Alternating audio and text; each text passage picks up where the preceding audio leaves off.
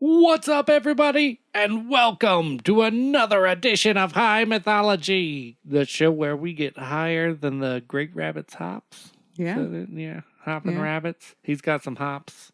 He hops a mile long distance. Miles of hops. No, every hop he takes. Every hop is a mile. mile. Yeah. So he's hops You'll and miles. hear about. We'll get there. But Yeah. anyway, I'm telling you guys silly stories from mythology and folklore. Nice. Yeah. Hi. Hi. Tonight we will be bringing you guys some tales of tricksters from Native American folklore, myths and legends. I think it's going to be fun. We got 7 little stories here. It's going to be part 1 Of 3. of 3. Each one having 7 to 8 stories. Yeah, Kim's got a whole trilogy planned out for you guys. So they're fun. yeah, it's going to be exciting. Going to be good already. You know, I haven't actually gone through any of these stories. I'm a story virgin with you guys, but already I'm caught up on the fact that there is a story called "What's This? My Balls for Your Dinner?" Yeah, that's the last one. I saved the best for last. Yeah. Sorry. Yeah. It is pretty funny. Yeah. So there's going to be some ball eating apparently. Yeah, it's pretty funny. You'll have to wait and see. You have to wait and see. Yeah, it's going to be fun. So without further ado, Kimbo, let's go and jump on into it. Oh, thank you. Thank you. You want to tell us the story in the chapter so I can keep up with you in my references? Story number 1, The Bluebird and the Coyote from the Pima tribe. Thank you. The bluebird was once a very ugly color, but there was a lake where no river flowed in or out, and the bird bathed in it 4 times every morning for 4 mornings. Every morning it sang, Yo, yo, yo, there's a blue water. I went in. I am all blue. Ooh. Nice. The bird rapped. On the 4th morning, it shed all of its feathers and came out of the lake in its bare skin. Plucked. But on the 5th morning, it came out with blue feathers. All this while Coyote had been watching the bird. He wanted to jump in and get it, but he was afraid of the water. On the 5th morning, he said, How is it that all your ugly color has come out and now you're blue and gay and beautiful? You're more beautiful than anything that flies in the air. I want to be blued too. At that time, Coyote was a bright green color. He said to the bird said, Check it. I went in 4 times. And taught Coyote the song. So Coyote went in 4 times, and the 5th time he came out as blue as the little bird. That made him feel very proud. And as he walked along, he looked on every side to see if anyone was noticing how fine and blue he was. Sucks to suck, nerds. He looked to see if his shadow was blue too, and so he was not watching the road. And presently he ran into a stump so hard that it threw him down into the dirt, and he became dust-colored all over. And to this day, all coyotes are the color of dirt. Presently. Oh, fucking coyote. Do you want to? Yeah. That was from the Pima tribe, recorded by Frank Russell, 1908 skis. Very old. The coyote just running into some shit. Look at like me, I'm all drunk, blue. dude. Fuck you, rabbit. Fuck you, I'm blue. Yeah. Yeah. Hey, Sparrow, check it out. My blue nuts. You like them? You like them? I got blue balls. That's a whole new meaning. Now, are his balls blue when he hits the dirt, or He's got dirty balls now. was he naked when he fell in the dirt? You know what I mean? Like, if he just got it on his clothes. Is a coyote always naked, though? I'm not sure. You know, in pictures, I do have a picture of him wearing a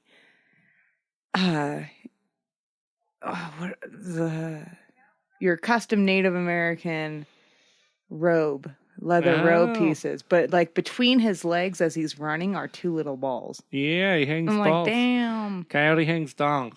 That's the important part of the story. Not Wiley, though. But they do mention breechcloths a lot. Yeah.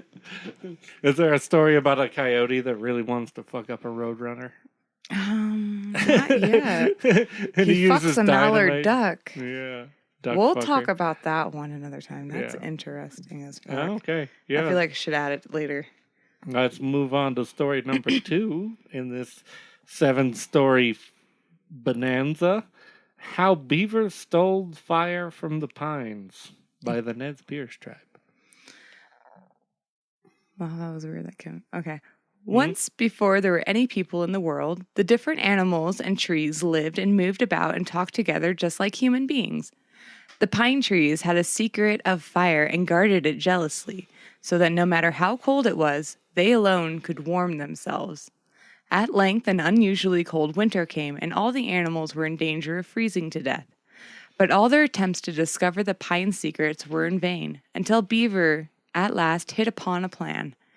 At a certain place on the Grande Rode River in Idaho, the pines were about to hold a great council.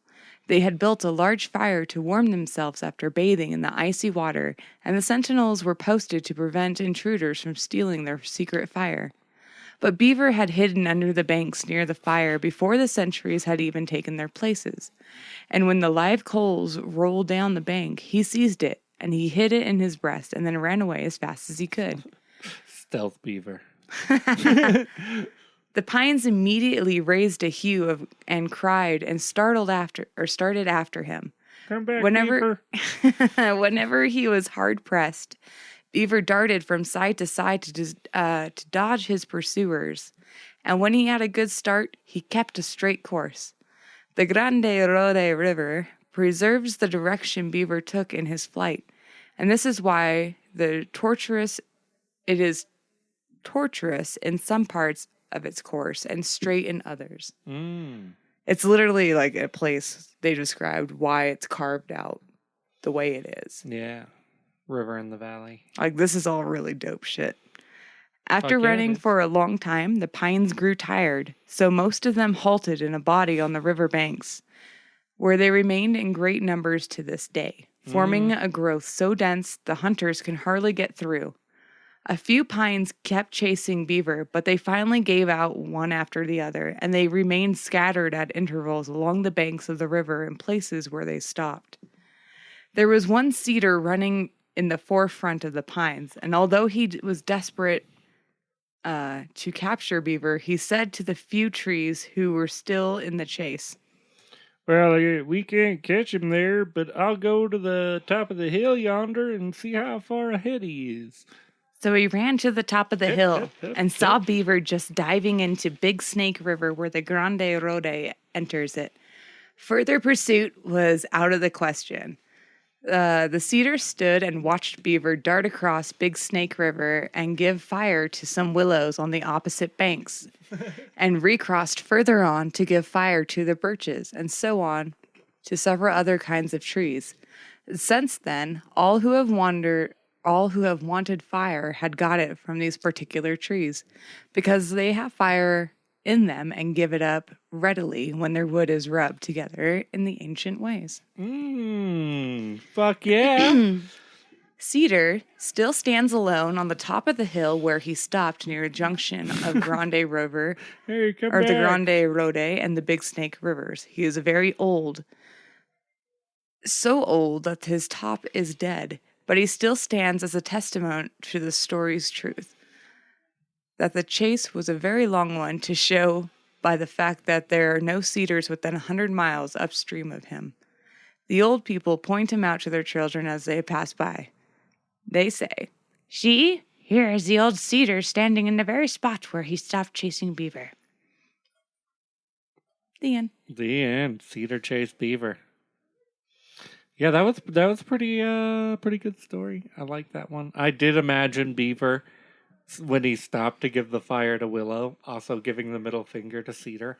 To be like, ha, suck it! Up, bitches, I got this! Now everyone's got fire. I made copies. And it also sounds really nice, but he was also probably lighting the forest up. That is He true. gave fire to all the trees, and that's why there's no trees anymore. Because they all burned. They didn't understand how to hold it. Yeah, they don't know how to hold fire. Oh, yeah, no, so that was based on an account in a Journal of American Folklore from 1890. The Nez Perce tribe. I must also mention that story. In the Jicarilla Apache version of the story, it is the fox who tricks the fireflies out of their secret fire, arriving from the sky, flying on the back of a wild goose. Fox makes the first drum ever, beating it. He teaches the fireflies how to dance, and their watchfulness relaxes as they sway in the rhythm of the drum, and then they dance themselves into a trance. Fox steals their fire by putting glowing embers in his bushy tail, and with his tail burning like a torch, he brings the fires to the humans. That's more my kind of stuff. Did you say a fox riding a goose? I sure a drum, did. teaching fireflies how to dance. Hey, it's Party Fox. I have to mention that. Yeah. Party Fox, everybody. Oh, I like the sounds of that, though. Yeah, so story 3, moving on. Story 3, Adventures of Great Rabbit by the Algonquin tribe. Sorry, I hit a stoned moment there for a second. I think my soul left my body and went to get Sonic.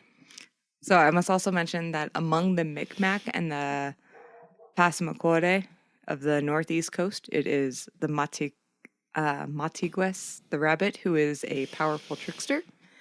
Rabbit is Metulen, great magical powers. Great magical powers. Yes. Okay. And with great magical powers comes great magical responsibility, Kim. This one's my longest story, so. Ahem. You guys don't have to worry. Let the story begin. Wildcat is mean and ferocious. He has a long tail and a big, long, sharp fangs. And his favorite food is rabbit. Woo! Ooh, I like a good rabbit, too. One day, when Wildcat was hungry, he said to himself, I'm going to catch and eat Matigwes. the great rabbit himself. He's plump and smart, and nothing less will do for my dinner. So he went hunting for the great rabbit. Now, Great Rabbit can sense what others are thinking from a long way off. So he already knew that Wildcat was after him. He made up his mind and that he would use his magic powers against Wildcat's strength. He picked up a handful of wood chips, threw them ahead of himself, and jumped after them. And because Great Rabbit was a Metulin, every jump was a mile long. Jumping that far, of course, he left very few tracks to follow. Wildcat swore a mighty oath that he would catch Great Rabbit, that he would find himself if Matigwes had fled to the end of the world. Wildcat had a long, beautiful tail that he swore by it. Let my tail fall off. May I have just a little stump for a tail. If I fail to catch Great Rabbit, he is all about that rabbit. Mm-hmm. He wants that Great Rabbit. Just imagine, rabbit. Imagine the taste of the magic in that. Tastes like magic. Tastes the magic. Tastes like unicorn. After a mile, he found Rabbit's tracks. After another mile, he found some more tracks. Wildcat was not altogether without magic either, and he was preserving it. So mile by mile, he kept on Rabbit's trail. In fact, Wildcat was drawing closer and closer. It grew dark, and the Great Rabbit grew tired. He was on a wide, empty plain of snow, and there was nothing to hide behind except for a little spruce tree. He stomped on the snow and made himself a seat and a bed of spruce burrows. When Wildcat came to the spot, he found a fine, big wigwam and stuck his head through the door. Sticking inside was an old, great-haired chief, solemn and mighty. The only strange thing about him was that he had 2 long ears standing up on either side of his head. The Wildcat said, Great chief, have you by chance seen a biggish rabbit? just like little slightly oversized, rather large rabbit running around like mad. The great chief said, Rabbits? Why, of course, there are hundreds of thousands of rabbits hereabouts. and thereabouts. But what's the hurry? It's late and you must be tired. If you want to hunt rabbits, start in the morning after a good night's sleep. I'm a lonely man, and I enjoy the company of a respected personage such as yourself. Stay up a night. I have a fine rabbit stew cooking here, and we can do hand stuff in the foyer. Wildcat was flattered. He said, Big Chief, I am honored. He ate a whole kettle full of tasty rabbit stew and then fell asleep before the roaring fire. After doing all the hand stuff. Wildcat awoke early because he was freezing. He found himself alone in the midst of a huge snowfield. Nothing was there. No wigwam, no fire, no old chief. All he could see were a few little spruce burrows. And it had been a dream, an illusion created by the great rabbit's magic. Even the stew had been an illusion, and the wildcat was ravenous. Shivering in the icy cold, Wildcat howled. Rabbit has tricked me again, but I'll get even with him. By my tail, I swear I'll catch, kill, and eat him. Again, Great Rabbit traveled with his mild, wide jumps, and again Wildcat followed closely. At nightfall, Rabbit said to himself, Time to rest and conjure something up. This time, he trampled down a large area and spread many pine burrows around. When Wildcat arrived, he found a large village full of busy people, though of what tribe he could not tell. I just realized that this is straight up some Bugs Bunny shit. It's me, but I'm in a dress. Yes, this is exactly it. Though of what tribe he could not tell. He also saw a big wooden church painted white, the kind the French Jesuses were putting up amongst some of the tribes. That is very specific, a French Jewess. The type that you'd see a female French Jew in. Wildcat went up to the young man who was about to enter the church, and he said, Friend, have you seen a biggish, maybe standing around 5 foot, 6 foot tall, really snarky rabbit running hereabouts? The young man said, Quiet, we're having a prayer meeting. Wait until the sermon is over.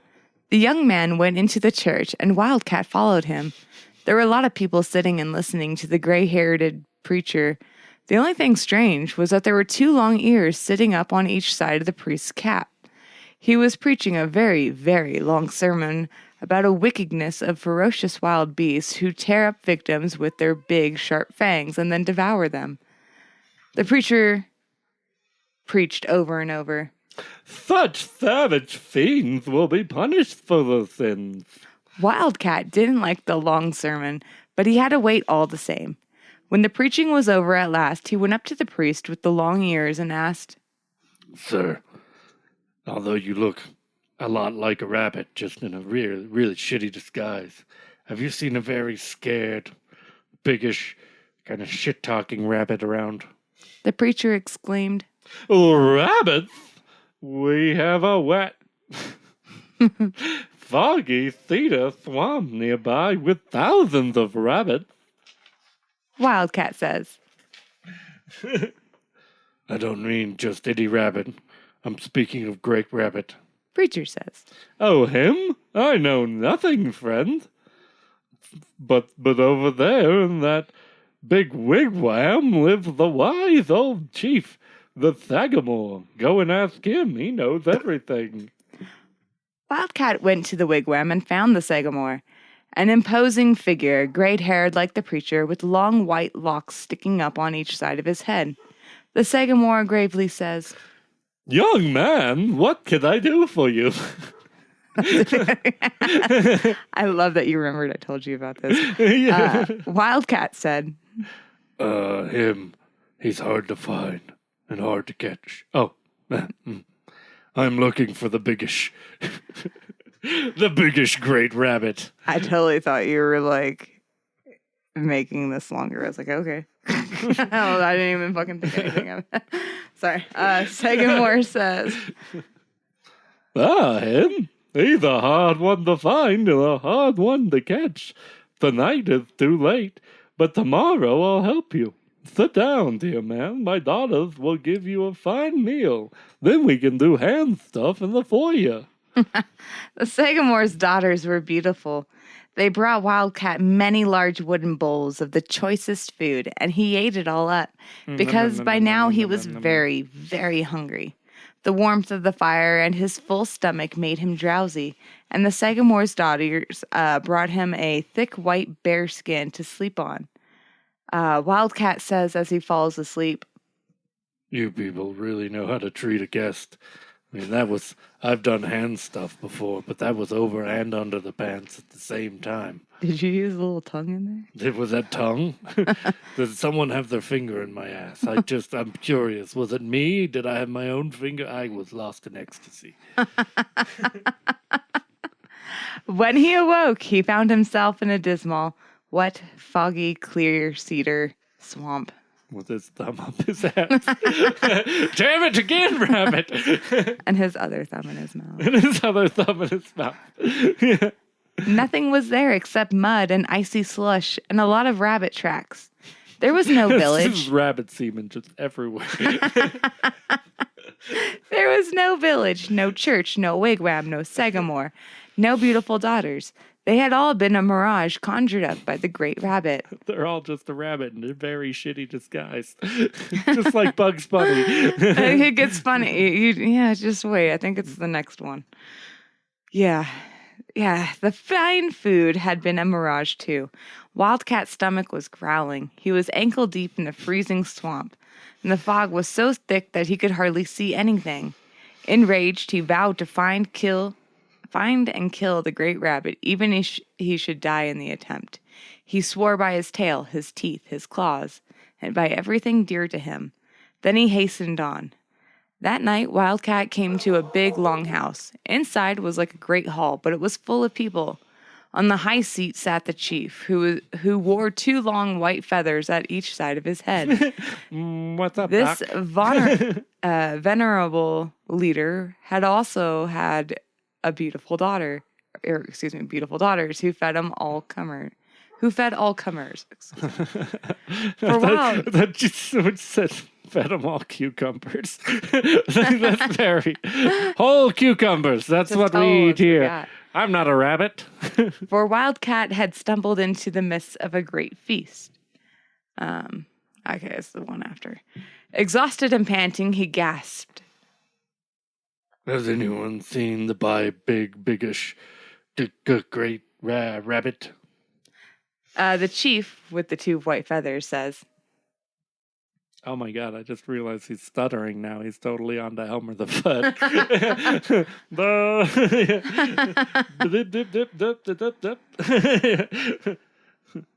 Later, friend, we are feasting, dancing, and singing. You seem exhausted, poor man. Sit down, catch your breath, rest, eat. Let me jerk you off real quick in the foyer. Wildcat sat down. The people were having a singing contest, and the chief on his high seat pointed at Wildcat and said, Guest here looks like a fine singer. Perhaps he will honor us with a song. Wildcat is flattered. He arose and sang, Rabbits, how I hate them, how I despise them, how I laugh at them, how I kill them, how I scalp them, how I eat them, motherfucking rabbits. The chief says, A truly wonderful, horrible song. I must reward you for it. Here's what I give you.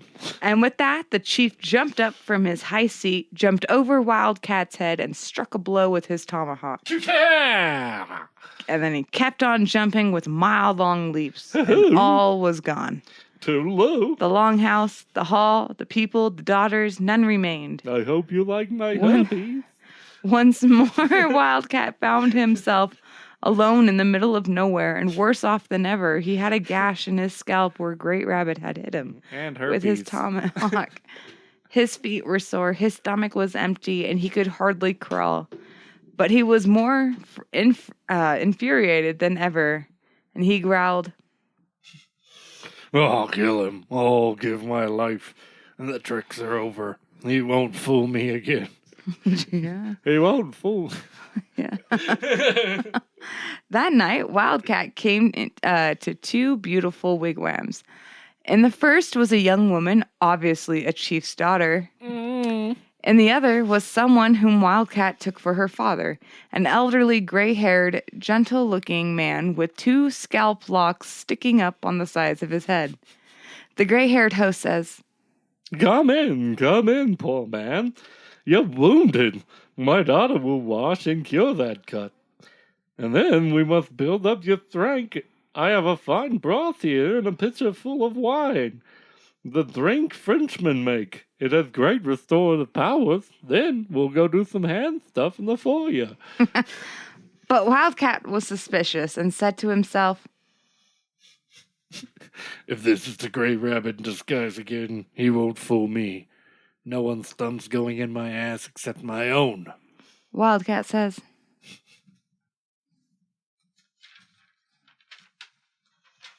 Dear sir, I hesitate to mention it, but the two scalp locks sticking up at the side of your head look very much like rabbit ears. the old man said, You don't say. Rabbit ears? How funny. No, friend. In this village, we all wear our scalp locks this way. The Wildcat says, But your nose is split exactly like a rabbit's. He is just a rabbit, a very horrible disguise. Exactly. It's just the daughter looked hot. That's a rabbit with a wig on. That's Bugs Bunny. The old man says, Don't remind me. Don't remind me of my lines, friend. Some weeks ago, I was hammering wampum heads. Beads. Wampum beads, and the stone I was using to pound them on broke in half. A straw piece flew up and split my nose. A great misfortune because it does so disfigure me. Wildcat says, It does indeed. A pity. But why are your souls so yellow like a rabbit's soul? The old man says, Probably because I'm a fucking rabbit. Oh, well, that's nothing. I mean, I prepared some tobacco yesterday and the juice dyed my palms yellow. Then Wildcat said to himself, It's all the hand stuff I've done. This man is no rabbit. You son of a bitch. You fucking Elmer Fudd motherfucker. I don't see a rabbit here. I gave Wildcat way too cool of a voice.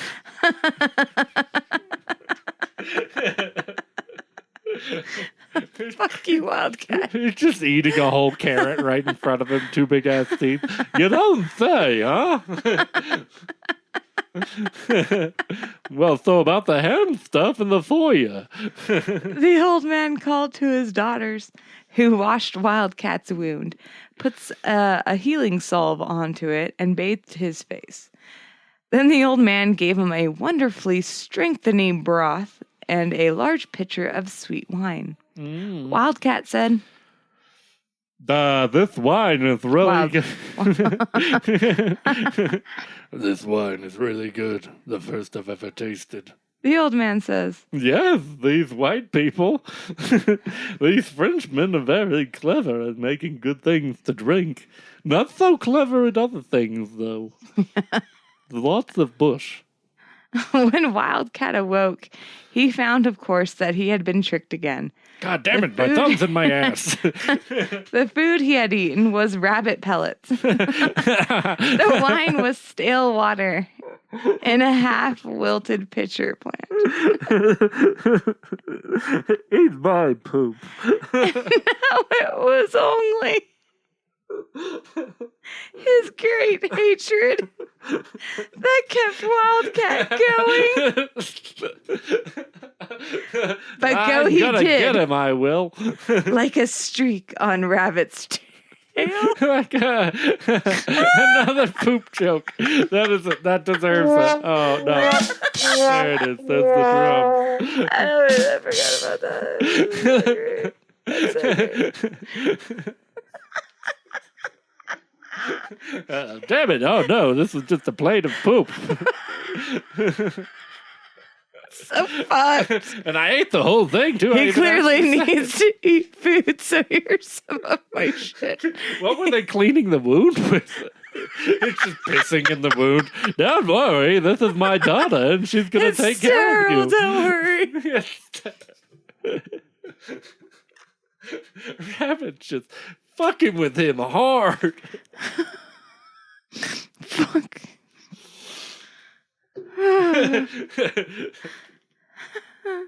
But alas, it was a horrible disguise. Plate of poop. Dude, he couldn't be more obvious, right?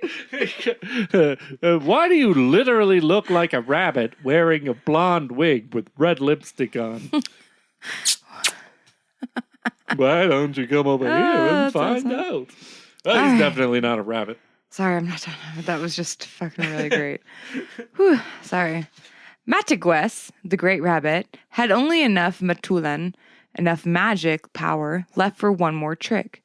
So he said to himself, "This time I better make it good."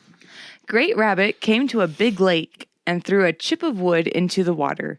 Immediately it turned into a towering ship, the kind white men build, with tall sides, 3 masts, white sails, and colored flags.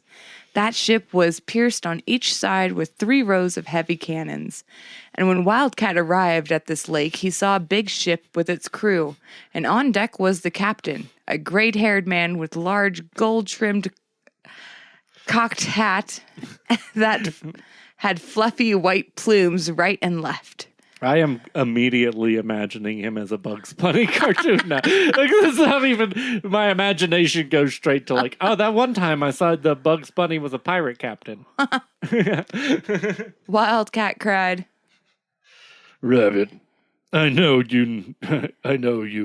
You're no French captain. You're a great rabbit. I know you, Mahitagris.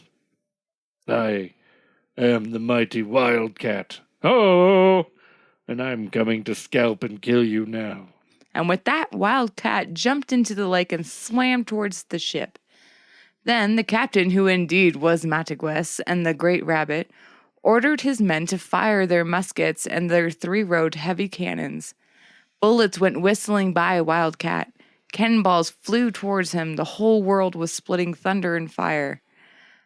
Wildcat had never been faced with white men's firearms, and they were entirely new to him. It didn't matter that the ship, cannon, muskets, cannonballs, bullets, fire, noises, and smokes were merely illusions conjured up by the rabbit.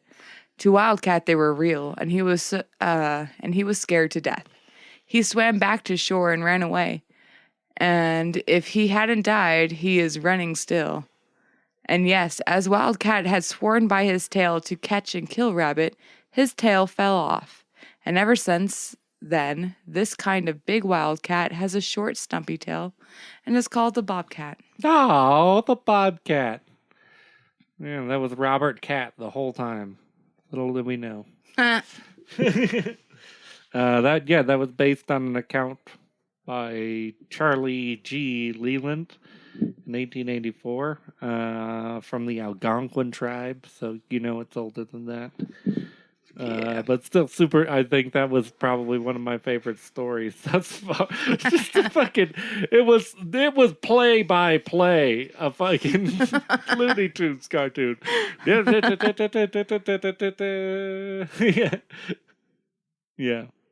Elmer Fudd. But yeah, I guess moving on. Let's move on before I get hung up on the cat that ate rabbit shit. We're moving on to story 4, The Raven, from the Athapascan tribe. Yes, I must mention that among the number of Athapascan-speaking tribes of the Northwest Coast and the Alaskan tribes, Raven is not only a powerful supernatural creator, but he is also a trickster. So this is one of their stories. You ready? Okay. There once lived an old couple who wished to see their only daughter married to a rich man. Gonna have some bank. She needs a sugar daddy. Yes. She is a trophy wife. She's a trophy wife. Let's just be honest. I mean, she had no skills. None. None. When anyone arrived at their camp, the old man sent his son down to the landing to court the boneheads on the stranger's clothing, or to count the bone beads, wow, on the stranger's clothing, so that he could be received accordingly to his rank. One day the boy came running in, saying that a man had come who would make a good brother-in-law, for he had a number of fine beads. The mother went down to the riverbanks and saw a richly dressed stranger whom she had thought would make a suitable husband.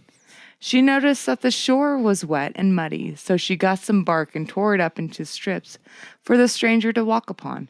She invited him to enter their teepee and seated him next to the girl.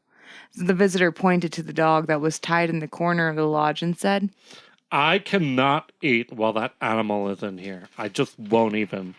What do you even do? Is this place even health code approved? I mean, God. Thinking that only a very great personage would be so particular, the woman took the dog out into the forest and killed it. Oh, where's the whomper? It's just horrible. Yeah. It's not even just took it outside. She's just like, oh, no, I'm going to murder this dog then. The next morning, as she went for food, she noticed that the earth around the dog's body was marked with bird tracks, and that its eyes had been picked out. She returned to camp and insisted that all the people take off their moccasins to show their feet, and because she had heard that Raven could deceive people by appearing in human form. The stranger, who was indeed Raven, took his moccasins off and slipped them on again so quickly that only his scaly bird feet were not noticed. The girl had agreed to marry Raven, and he demanded that she leave with him at once, before he could be found out. Promising that they would return in a few days, he took his bride down in his canoe. He went down into the canoe. He went down into the canoe. As soon as the couple set off down the river, it began to rain. Raven was seated in front of the woman, who noticed that the rain was washing something white off his back. This made her suspicious, and then she resolved to escape. Reaching forward, she succeeded in tying the tail of the raven's coat to a crossbar of the canoe, and then she asked to be set ashore for just a minute, saying that she would come right back. Her husband told her not to go too far, but she started to run for home as soon as she was out of sight amongst the trees. Yeah, that's how she gets him. Can we go ashore for a minute? We really don't have time. I've really got to poop. Okay, yeah, now we're going to pull off up over here. Just don't take off too far. Don't take off too far. I need to be able to smell it from afar. After a while, Raven decided to follow her. He found that his tail was tied, and to get free, he had to resume his true form. And as he flew over the girl, he cried out, "Once more I cheat you." Then he cawed and glided away. The girl got home safely and told her mother that the rich husband was the raven, who had come to them covered with lime, which the rain had melted. Limestone. Raven was always cheating the people, so they finally took his beak away from him. After a long time, he went up the river and made a raft, which he loaded with moss, floating down to the camps on it. He told the people that his head was sore where his beak had been torn off, and that he was lying in the moss to cool it. Then he went back upriver and made several more rafts. When the people saw these floating down towards them, they thought that a large group of warriors were coming to help Raven regain his beak. They held a council and decided to send a young girl to take the beak to an old woman who lived alone at some distance from the camp. What should we do? Let's have a young girl take it to an old woman. That might do something. I'm not sure, but that sounds like science. Raven, who had concealed himself amongst them and heard the council's plan, waited until the girl came back, and then he went to the old woman and told her that the girl wanted her to return the beak to him. Suspecting nothing, the old woman gave him his beak. He put it on and flew away, cawing with pleasure at his success. The warriors who had been on the rafts proved to be nothing but tufts of hummocks and big moss, which are commonly known as têtes de fumée. Themis. The end. The end. Interesting. Interesting one. No one ate poop, but it's okay. They can't eat poop in everyone. Now we just have a raven that was trying to steal a girl and rape her, probably. He's probably trying to do some raven shit. Yeah. Yeah, that one was from the Athapascan tribe. Yes. Fun stuff. Yeah. Story number 5. Coyote and Wasichu Wasichu? from the Brule Sioux tribe. Brule Sioux. Brule. Brule! Brule Sioux. Brule Sioux. From the Sioux. There was a white man who was such a sharp trader that nobody ever got the better of him. Or so people said, until one day a man told this Washu, "There's somebody who can out-cheat you anytime, anywhere." The Washu said, That's not possible. I've had a trading post for many years, and I've cheated all the Indians around here. The man Damn, bro. The stranger says, "Even so, Coyote can beat you in any deal." The Washu says, Let's see whether or not he can. Where is this coyote? The stranger says, "Over there, that tricky-looking guy." The Washu says, All right, okay, I'll try him. The Washu trader went over to Coyote and said, Well, hey, coyote, let's see you outsmart me. Coyote says, I'm sorry, I'd like to help you out, but I can't do it without my cheating medicine. The Washu says, Cheating medicine, huh? Go get it. Coyote says, I am miles from here, and I'm on foot. But if you lend me your fast horse... The Washu says, Well, all right, friend, you can borrow it. Go on. Go on home and get your cheating medicine. The Coyote says, Well, friend, I'm a poor rider. Your horse is afraid of me, and I'm afraid of him. Lend me your clothes, then your horse will think that I am you. The Washu says, Well, all right, friend, here are my clothes. Now you can ride 'em. Go and get that medicine. I'm sure I can beat it. So Coyote rode off with the white when you're shoes. naked. Coyote rode off with the white shoes, fast horse, his fine clothes, while the white shoe stood there bare-assed.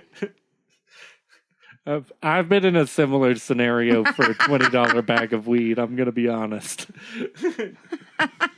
Yeah, bro. What you need? Some buds? I got you. I just got to run over to my homie's house real quick. Let me your shoes. Oh, you know what would make it quicker is if I hopped on your skateboard. Then I could get boom, boom, there and back super quick. No shit. Oh, you know what? You should. So I know what time it is. Can I use your watch? I just got passively robbed. Yes, you did. Yeah, and that was told at the Grass Mountain Rosebud Indian Reservation, South Dakota, 1974. That was the Brule Sioux tribe. Yeah. Yes. Good fun stuff. Tricksters being tricky. Trickster being tricky. Tricked him out of his own pants. Yes. Number 6. Coyote, Iktomi, and The Rock. Dwayne The Rock Johnson. Oh, it's a female rock. Dwayne the female rock Johnson. Wait, would that make it Dwayne the Rock Vagina? You gotta write that one. Oh, by the White River Sioux tribe. Thank you. Yeah. Whew. Coyote was walking with his friend Iktomi. Along their path stood Aya, the rock. This was not just any rock. It was special. It had those spidery lines. Yes. There's no holes in it. Carry on. It was not just any rock. It was special. It had those spidery lines of green moss all over it, and the kind that tell a story. Aya had power. Coyote says, Why, this is a nice-looking rock. I think I'll fuck it. I think it has power.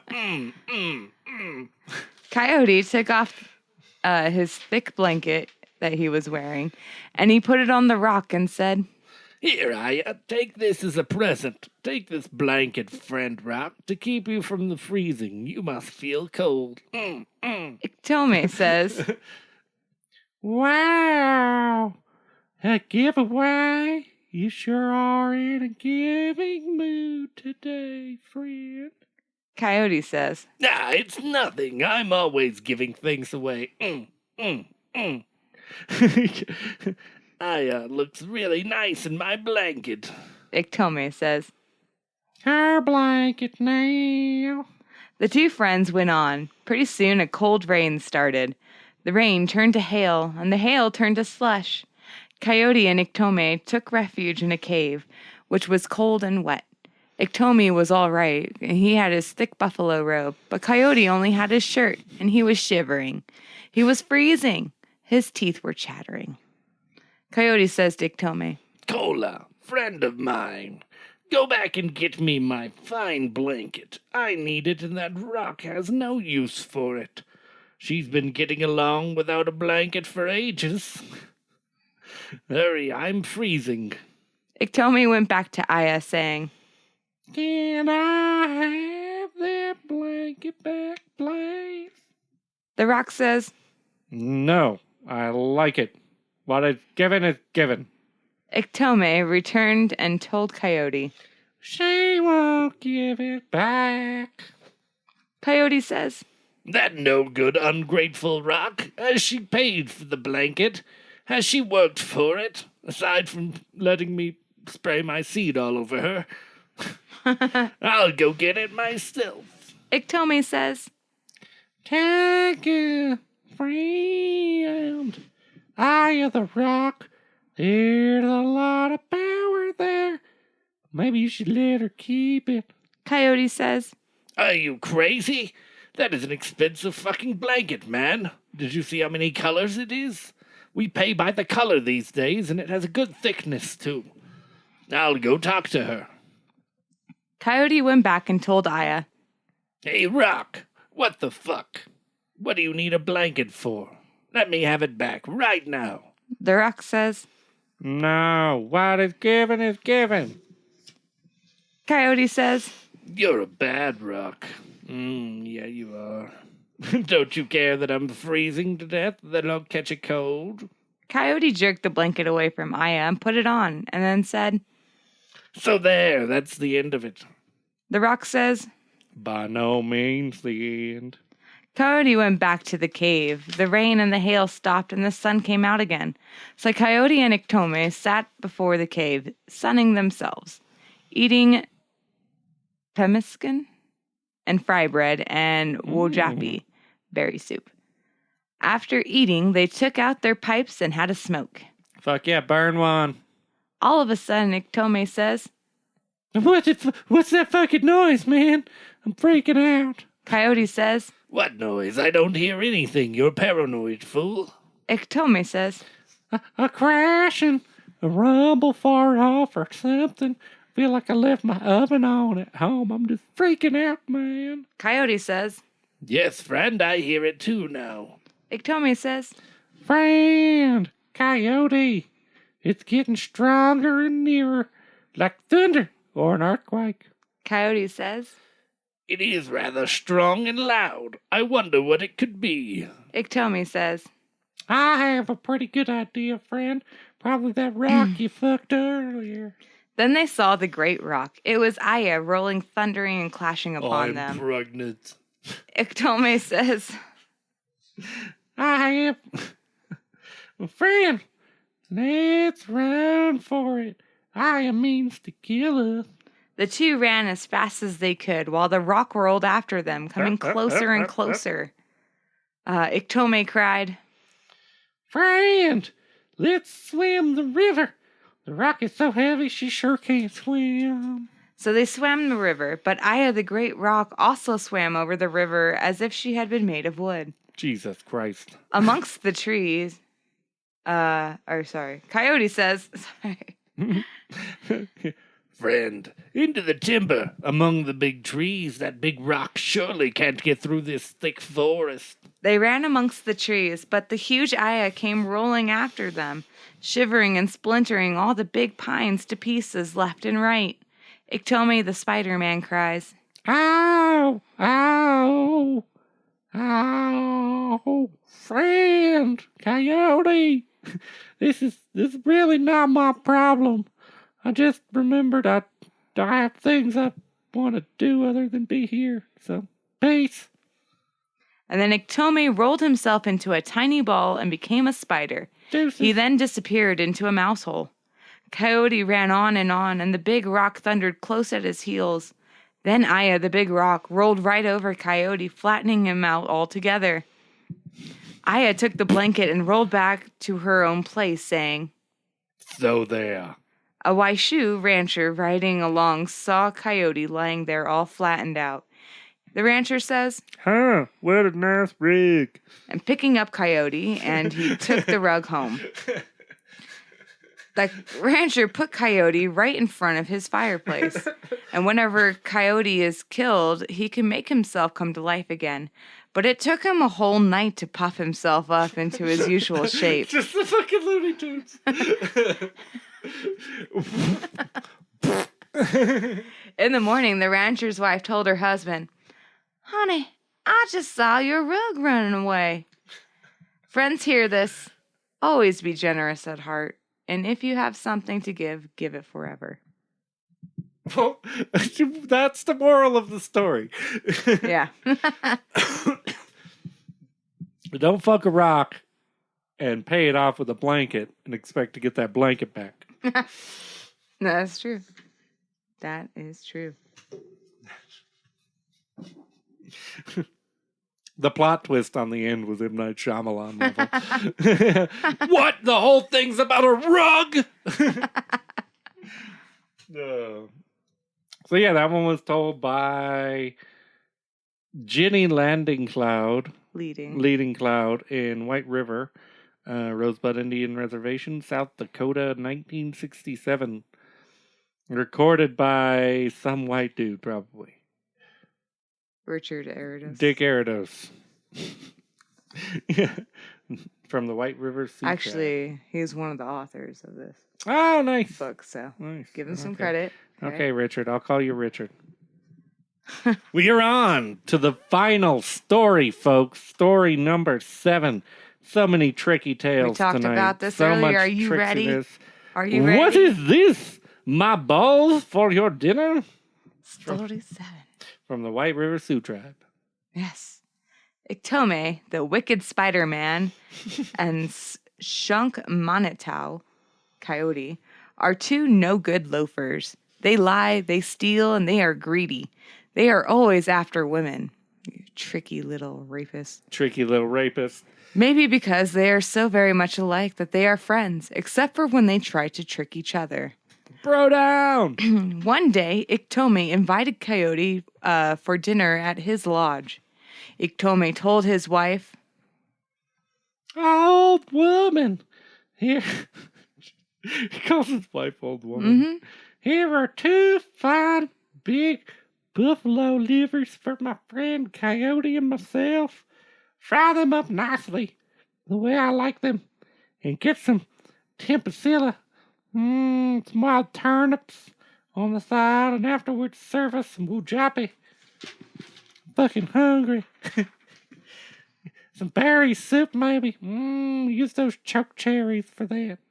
Coyote always likes something sweet after his meal. Iktomi's wife says. Is that all? Iktomi says. I guess so. I can't think of anything else. The wife inquired. There's no third liver for me. What the fuck am I, chopped liver? Or am I not chopped liver? Is that the problem here? Iktomi says. You can have what's left over after my friend Coyote and I have eaten. Well, I'll go out for a while. Maybe I can shoot a fine, plump duck, too. Coyote always stuffs himself, so 1 liver may not be enough for him. But watch this, good friend of mine. Don't tell him Stick his hand under your rope. Don't let him stick his hand under your robe and diddle your vajayjay. He likes to do that. Well, I go now. Have everything ready for us. Coyote never likes to wait. Bye. You like that? Well, I go now. Well, I go now. Deuces. Just like before in the last story. Peace, bitch. I'm gone. Iktomi left, and his old woman got busy cooking. She thought, I know who's always stuffing himself. I know whose hand's always busy feeling under some girl's robe. I know who can't wait. It's that no-good husband of mine. He didn't even bring me my goddamn cigarettes from the corner store. I said a number 4, scratch it. He brought me a number 3. What a twat. the fried liver smelled so wonderful that the wife said to herself, Those greedy, stingy, overbearing men. I know them. They'll feast on these fine livers, and a few turnips will be all they leave me. They have no consideration for a poor young woman like myself. Oh, that liver here looks so good, smells so good. I know it tastes good. Maybe I'll just eat a little piece, just a tiny little piece. They won't notice. and so the wife tasted a bit of the liver, and then another bit, and then another, and in no time, all that the liver was gone. I have a disorder, don't blame me. The wife says to herself, Oh, what on earth will I do now? When Iktomi finds oh out, shit, I'm sorry. he'll Hold surely on. beat me, but it was worth it. She says to herself first, I might as well eat the fucking other one too. Fuck the coyote. and then she did. And then she thought, Oh god, I need a fucking Then cigarette. she I'm so stuffed. what will? What will I do now? Oh, maybe I'll kick back, put my feet up, watch a little daytime television that I've recorded on the DVR, Some wine. drink some wine. I love wine and Ellen. well, when Iktomi finds out, though, he'll surely beat me. But god damn, it was worth it. And he beats me anyway. He just regularly sometimes goes off. Don't let his silly, innocent voice fool you. He's a monster. Jesus. I shit on his pillow once. It was a Left a grumpy. big old grumpy right there, morning grump right on his side of the bed. Nice. While he was asleep on it, too. So he just shat on his face.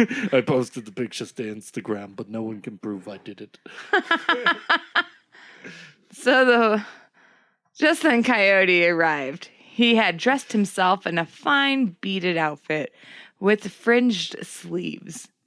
He asked, Where is my good friend Iktomi? What's he up to? Probably nothing good, that old son of a bitch. the wife says, How are you, friend? My husband Iktomi is out taking care of some business. He'll be back soon. Sit down, get comfortable, maybe put your hand up my skirt. Coyote remarks, Out on business?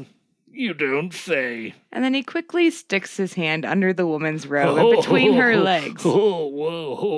She says, Iktomi said you'd try to do that. He told me not to let you, you little scamp. Coyote says, Oh, Iktomi and I are such good friends, we share everything. he joked and chucked the woman under the chin.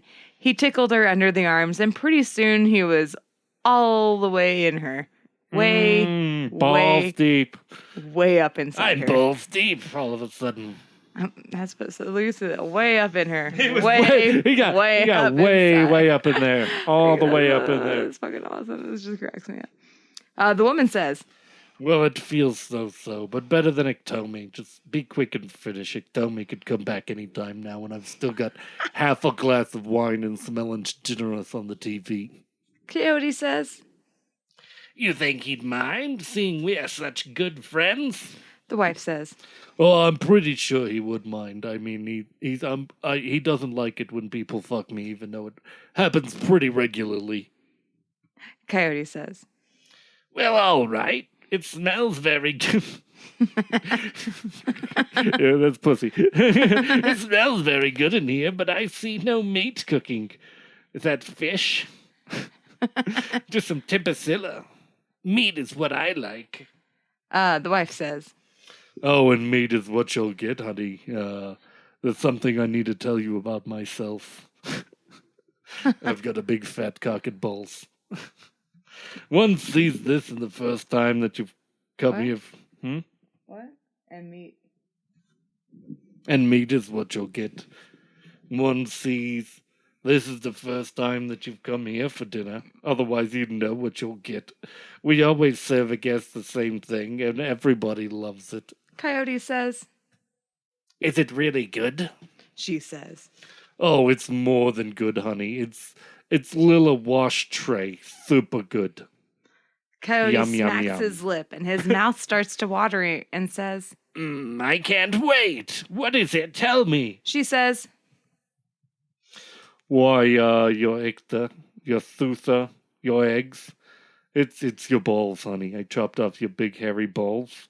We always have the balls of our guests for dinner. It's just kind of a custom.